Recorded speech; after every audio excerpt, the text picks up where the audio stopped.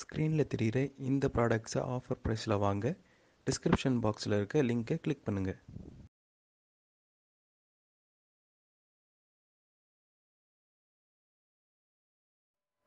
வணக்கம். நம்முடைய இந்த பதிவு உணவு முறை. என்ன உணவு முறை, இந்த சாப்பிட்றத பற்றி கூட கிளாஸ் எடுக்கணும் அப்படின்னா நிச்சயமாக இன்றைய தலைமுறையினருக்கு இந்த உணவை பற்றியும் நாம் சொல்லிக் கொடுக்க வேண்டிய ஒரு கட்டாயத்தை தான் நம்ம இருக்கோம். அப்படின்னு என்ன அப்படிங்கும்போது நம்ம இது சாப்பிட்றோங்க.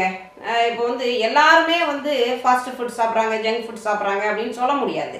நம்ம இப்போ ஒரு ஆர்டினரியான ஒரு டவுனில் உள்ளவங்க எல்லாம் அந்த நார்மலான உணவுகள் தான் சாப்பிட்டுட்டு இருக்கோம். அப்போ அந்த உணவு, நம்ம சாப்பிட்ற அந்த உணவில் நம்மளுடைய உடலுக்கு தேவையான அத்தனை விதமான சத்துக்களும் இருக்கா, ஒரு பரிபூர்ணமான ஒரு உணவை நம்ம எடுத்துக்கிறோமா அப்படிங்கிறத நம்ம பார்க்கணும். சரி, அப்போ சரி விகித உணவு அப்படின்னா என்னங்க அப்படின்னா, நம்மளுடைய உடலுக்கு தேவையான விட்டமின்ஸ், மினரல்ஸ், தேவையான அந்த தாது உப்புக்கள் எல்லாமே அதில் இருக்கா, நாம் சாப்பிடக்கூடிய உணவுகளில் இருக்கா அப்படிங்கிறது தான் அந்த விஷயம். சரி, இப்போ ஃபஸ்ட்டு நான் சொல்கிறேன், ஒரு எல்கேஜி குழந்தைய சொல்கிறேன். எல்கேஜி குழந்தை என்ன பண்ணுது, எல்கேஜி படிக்கிற பிள்ளை காலையில் 8 மணிக்கு வேனில் ஏறியாகணும், ஆட்டோவில் ஏறியாகணும், ஸ்கூல் பஸ்ஸில் ஏறியாகணும். அடுத்தது 8 மணிக்கு அந்த குழந்தைய நம்ம 8 மணிக்குள்ளார அந்த குழந்தைக்கு என்னங்க கொடுக்க முடியும், என்ன செய்ய முடியும் அப்படிங்கும்போது செய்யலாம். அதாவது காலையில் நம்ம வீட்டிலையே தயார் செய்த சத்துமாவு கஞ்சி, அந்த சத்துமாவு கஞ்சி நல்ல ஒரு கிளாஸில் ஒரு 400 மில்லி அந்த அளவு நம்ம கொடுத்துட்டோம் அப்படின்னா அந்த குழந்தைக்கு தேவையான ப்ரோட்டீன்ஸ், மினரல்ஸ் அதில் நமக்கு கிடைக்குது, நிச்சயமாக கிடைக்குது. அதே சமயம் சுண்டல் வகைகள் கொடுக்கலாம், பச்சை காய்கறிகள் சாலட் பண்ணி கொடுக்கலாம். இப்போ நிறைய ஸ்கூல்ஸில் அந்த விஷயம்லாம் கொண்டு வந்திருக்காங்க.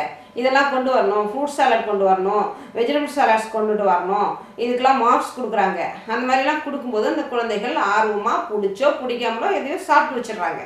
இப்போ அந்த மாதிரி இப்போ அந்த குழந்தைக்கு 2.5 வயது 3.5 வயதில் அந்த குழந்தைய நம்ம எல்கேஜியில் போடும்போது அந்த இடத்துல அதற்கு தேவையான ஊட்டச்சத்துக்கள் கிடைக்காம போகும்போது பேஸ் மட்டுமே சரியில்லாமல் போயிடுது.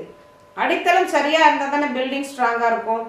அப்போது அந்த உடலில் நோய் எதிர்ப்பு சக்திக்கான தேவைப்படுகிற சத்துக்கள் இல்லாமல் போகுது, ஊட்டச்சத்துக்கள் கிடைக்காம போகுது. அந்த குழந்தை அதுக்கு காலையில் ஸ்கூல் போகவே பிடிக்காதுங்க. 6 வயசு வரைக்கும் தாயோட அரவணைப்பில் இருக்க வேண்டிய ஒரு குழந்தைய நம்ம என்ன பண்ணுறோம், 2.5 வயசு பேபி கிளாஸ் அனுப்பிடுறோம். அந்த மாதிரி நீங்கள் அம்மாவோட அனுப்பில் கதகதப்பில் கலக்க வேண்டிய ஒரு குழந்தைய காலையில் எழுப்பி குளிப்பாட்டி அதுக்கு ட்ரெஸ்ஸை போட்டு அப்படியே ஃபிட்டாக அதுக்கு யூனிஃபார்ம் போட்டு அது பேக்கில் முதுகில் பேக்கை மாட்டி நம்ம ஒரு வேனில் ஏற்றி அனுப்பும்போது அது ரொம்ப டிஸ்கம்ஃபர்ட்டாக ஃபீல் பண்ணும்.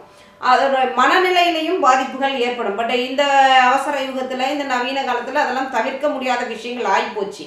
பட் நம்ம பேரண்ட்ஸ் என்ன பண்ணலாம் இதில் ஒரு விஷயம்னாக்க, அந்த குழந்தைகளுடைய உணவுங்கிற ஒரு விஷயத்தில் நம்ம கான்சியஸாக இருக்கலாம். அதில் என்னென்ன செய்யலாங்கிறத பார்க்கணும். அப்போ அவங்களுக்கு ட்ரை ஃப்ரூட்ஸ்லாம் கொடுங்க.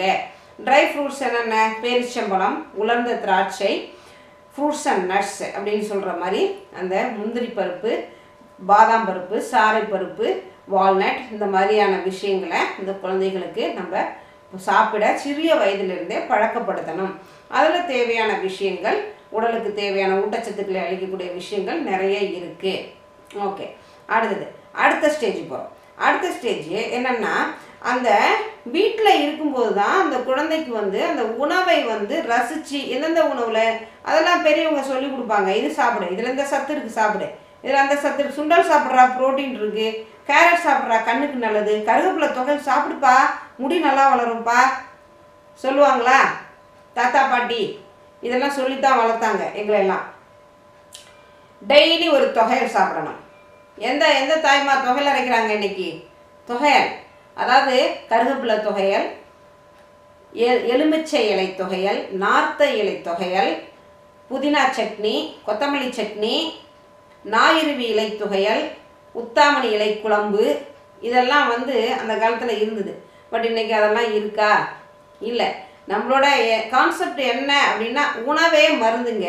நம்ம உடம்பை வீணாக்கிக்கிட்டு மருந்தை உணவு மாதிரி சாப்பிட்றோம். நம்ம அப்படி இருக்கக்கூடாது. நம்ம சாப்பிடுகின்ற உணவையே நம்ம வந்து மருந்து போல் நம்ம சாப்பிட்டோம்னா மருந்துங்கிற விஷயமே நம்மளுடைய வாழ்க்கையில் தேவைப்படாது. இதுதான் இந்த இயற்கையினுடைய வரப்பிரசாதம். சரி, காலையில் இட்லி, அந்த இட்லியில் எவ்வளோ புரோட்டீன் இருக்குது, அந்த வெந்தயத்தில் எவ்வளோ பாஸ்பரஸ் சத்து இருக்குது, இந்த உடலுக்கு தேவையான தங்கச்சத்து எவ்வளோ கிடைக்குது. அதில் அந்த வெந்தயம் போட்டு அரைக்கின்ற உளுந்து மாவில் ஒரு 2 கரண்டி மாவு எடுத்து வெல்லம் போட்டு கஞ்சி வச்சு அந்த குழந்தைகளுக்கு கொடுக்கணும். அதை கொடுக்கும்போது அந்த குழந்தைக்கு தேவையான ஊட்டச்சத்து அதில் கிடைக்குது, உடலுக்கு தேவையான புரோட்டீன் கிடைக்குது. இதை ஒரு பழக்கத்தில் வச்சுக்கணும், பழக்கத்தில் கொண்டு வரணும். குழந்தைகளுக்கு நான் மெயினாக என்ன சொல்கிறேன், குழந்தைகளை தான் சொல்கிறேன் மெயினாக. ஏன்னா அவங்களுக்கு வளரும் போதே அந்த உடலுக்கு தேவையான ஊட்டச்சத்துக்கள் எல்லாம் கிடைக்குதா அப்படின்னு கவனிக்கிற முக்கியத்துவம் யாருக்கு இருக்குது, பொறுப்பு யாருக்கு இருக்குது, ஒரு தாய் தகப்பனுக்கு தான் இருக்குது. தாயும் கவனிக்கணும், தகப்பனும் கவனிக்கணும். இந்த ஒரு விஷயத்த நம்ம குழந்தைக்கு தேவையான எல்லா சத்தும் கிடைக்குதா, அவன் நார்மலாக வளர்றானா. நிறைய விஷயங்கள் இன்றைக்கி நோய் எதிர்ப்பு சக்தி இல்லை அப்படின்னாலே நிறைய வியாதிகள் அஃபெக்ட் ஆகிடும். ஏன்னா இன்றைக்கி ரொம்ப ஒரு பொல்யூட்டடான உலகத்தில் தான் நம்ம வாழ்ந்துகிட்டு இருக்கோம். வெளியில் போகவே வீட்டுக்குள்ளார இருந்தாலுமே வெளியில் போகலாமே, பூட்டின வீட்டுக்குள்ளாரையும் இருக்கக்கூடாது, ரொம்பவும் வெளியில் போகக்கூடாது. சரியா? அந்த மாதிரியான ஒரு சூழலில் இன்றைக்கி நம்ம வாழ்ந்துக்கிட்டு இருக்கும்போது வலியது வாழும் எளியது வீழும், இது ஒரு பழமொழி. வலியது வாழும்னா என்ன, வலிமை, எல்லாத்துலேயுமே வலிமையானவர்கள் நன்றாக வாழ்வார்கள். என்ன அப்போ என்ன பண்ணணும், உடல் வலிமையாக இருக்கணும். அதே போல் உடல் பயிற்சி அப்படிங்கிற எக்ஸசைஸ் அப்படிங்கிற ஒரு விஷயத்த குழந்தைகள் சின்ன வயசுலேருந்தே அந்த குழந்தைகளுக்கு நம்ம ஏற்படுத்திட்டு வரணும். அப்போது இந்த உடற்பயிற்சியோடு சேர்ந்து ஊட்டச்சத்து மிக்க உணவுகளையும் நம்ம அந்த குழந்தைகளுக்கு கொடுத்துட்டே வரும்போது இந்த குழந்தைகளுடைய உடல் பலம் பெறும். சரி, இப்போ எதுவுமே செய்ய முடியல அப்படின்னா கூட இப்போ என்ன செய்யலாம் அப்படின்னா, செவ்வாழைப்பழம் கிடைக்குது இல்லைங்களா, அந்த செவ்வாழைப்பழத்தை வாங்கிட்டு ஒரு 2 நாள் கனியிட்டோம். நல்லா கனிந்த பிறகு லேசாக தணலில் சுடணும். கேஸ் தான் இருக்குது, வேறு வழி இல்லை. அந்த கேஸில் காட்டி லேசாக சுட்டுக்கணும். அந்த வாழைப்பழத்தை சுடுறதுன்னு பேர். அப்படி சுட்டுக்கணும், வதங்கணும். அந்த தோல், மேல் தோல் வதங்கணும். அந்த பழத்தை ஒரு பழம், இப்போ 2 குழந்தைகளுக்கான அளவு நான் சொல்லிக்கிட்டு இருக்கேன். ஒரு செவ்வாழைப்பழம், அதோட நைட்டே பச்சை கடலை கிடச்சிதுன்னா பச்சை கடலையாக வாங்கிக்கலாம். அப்படி இல்லாத பட்சத்தில் டிபார்ட்மெண்ட் ஸ்டோர்ஸ்லாம் கிடைக்குது இல்லையா, நிலக்கடலை, காய்ந்த நிலக்கடலை பேக்கெட்ஸில் கிடைக்குது. அந்த நிலக்கடலையில் ஒரு கைப்பிடி கடலை நைட்டே இரவே வெதுன்னு வெந்நீரில் ஊற போட்டு வச்சுருங்க. கொதிக்கிற தண்ணியை ஊற்றாதீங்க, வெந்து போயிடும். வெதுன்னு வெந்நீரில் அந்த ஒரு கைப்பிடி கடலையை கழுவி சுத்தம் பண்ணிவிட்டு ஊற போட்டு வச்சுருங்க. காலையில் எழுந்துருச்சு அந்த ஒரு செவ்வாழைப்பழம், ஊற வைத்த அந்த நிலக்கடலை, நல்ல ஒரு கட்டி வெல்லம் போட்டு மிக்சியில் நல்லா அரைச்சிடுங்க. அரைச்சிட்டு அதை குழந்தைங்களுக்கு ஸ்பூன் போட்டு சாப்பிட கொடுங்கள். இதில் உடலுக்கு தேவையான அனைத்து ஊட்டச்சத்துக்களும் இருக்குது, மூளை வளர்ச்சிக்கு தேவையான விஷயங்கள் இதில் இருக்குது. இதை கொடுக்கணும். அதே போல் சளி தொந்தரவு, சின்ன குழந்தைலேருந்தே சளி பிரச்சனை இருக்குது.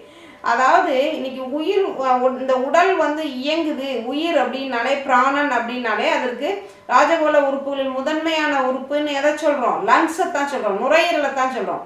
பிறந்த குழந்தைக்கு சளி அப்படின்னா அந்த சளிக்கான ஸ்டீராய்ட்ஸ் கொடுக்கும்போது உடலில் உள்ள நோய் எதிர்ப்பு சக்தி, இம்யூனிட்டியும் போயிடுது, காலியாகிடுது.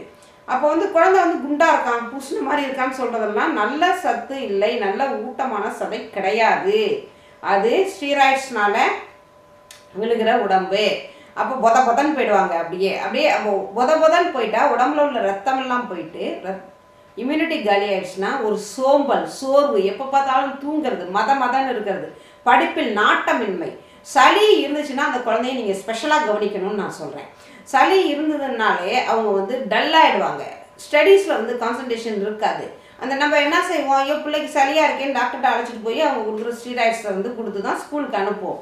அங்கே போய் பிள்ளை தூங்கி விழுந்தால் எதை கவனிக்கும், டீச்சரும் 2 போடுவாங்க.